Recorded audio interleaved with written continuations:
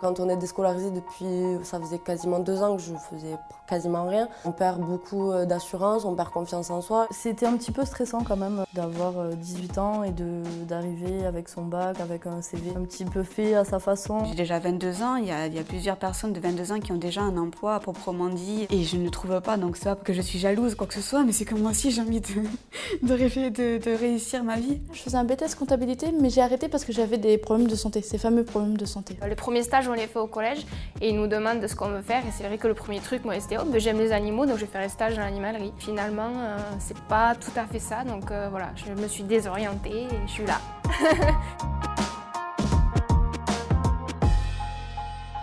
Jusqu'à aujourd'hui, on reçoit des jeunes en individuel, on ne leur demande pas forcément leurs compétences, on leur demande leur diplôme, on leur demande s'ils ont une expérience et on leur demande s'ils ont fait des stages. Derrière ça, peut-être qu'ils ont un diplôme en restauration, un CAP restauration, mais ils détestent ça. Mais ils le font parce qu'ils ont ce diplôme. Nous, maintenant, on veut se baser vraiment, grâce à ce dispositif, sur les compétences. Il y en a qui disent moi, ça m'est arrivé à l'entretien, ben, je ne sais rien faire. Je dis, attendez, non, vous savez quand même faire quelque chose. Vous faites quoi, vos loisirs? Je sais pas, vous aimez coudre, vous faites du sport, etc. Ben oui, bon, ben voilà. Dans la vie d'un jeune qui est dans une démarche de recherche d'emploi, bah, voilà, savoir de quoi on est capable, à force, on oublie, quoi.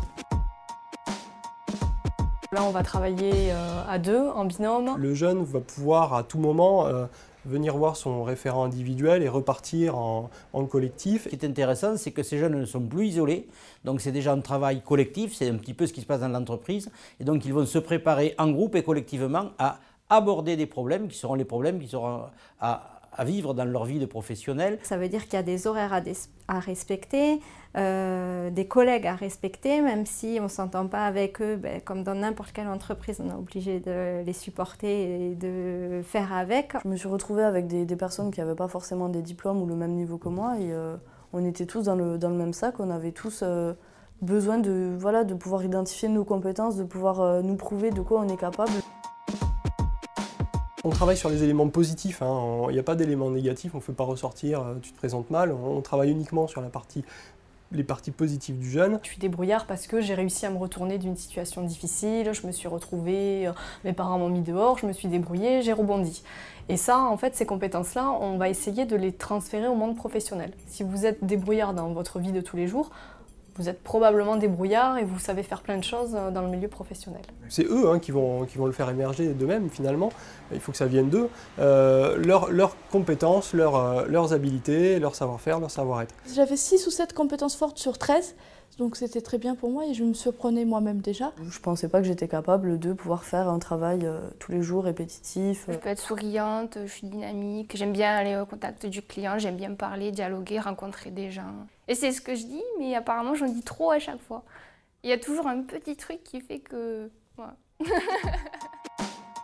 Alors une petite anecdote, une entreprise qui m'appelle et qui me dit « Monsieur Megabar, il me faut 3 personnes pour tel poste ». Et je lui dis à ce chef d'entreprise, si je comprends bien, il y a 2 compétences fortes qui sont nécessaires pour ce poste. La première, c'est la minutie. Et la deuxième compétence forte, c'est la capacité à pouvoir travailler sur des tâches répétitives. Et là, le chef d'entreprise m'a dit « Monsieur Megabar, vous m'intéressez, c'est exactement ce profil de poste que je recherche ». Effectivement, il y a des entreprises qui ont du mal à recruter parce qu'ils ne savent pas, ils n'ont pas conscience des besoins. Déjà, ils n'arrivent pas à se projeter et des fois, ils partent sur je veux un jeune qui a un CAP, un maçon, avec 2 ans d'expérience.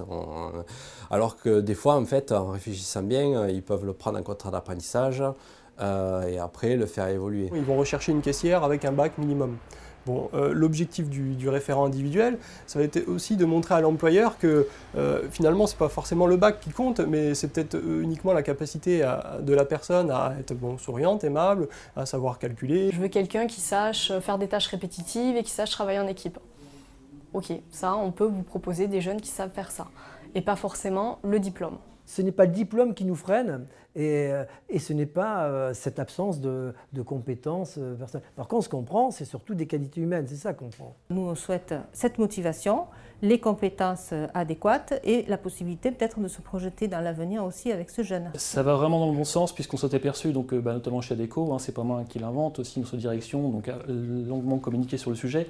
Nos clients sont de plus en plus demandeurs de comportement. Je travaille dans la restauration, et dans la restauration rapide, il nous faut des personnes dynamiques, souriants, commerciaux, enfin disons commerçants. Si on a déjà ces qualités humaines en main, eh bien, on va pouvoir les développer. Et pour nous, donc, c'est un processus nouveau qui prépare les jeunes à l'emploi. Et je crois que ce qui est souvent important, c'est la préparation à l'emploi et d'avoir des jeunes qui se projettent dans l'avenir.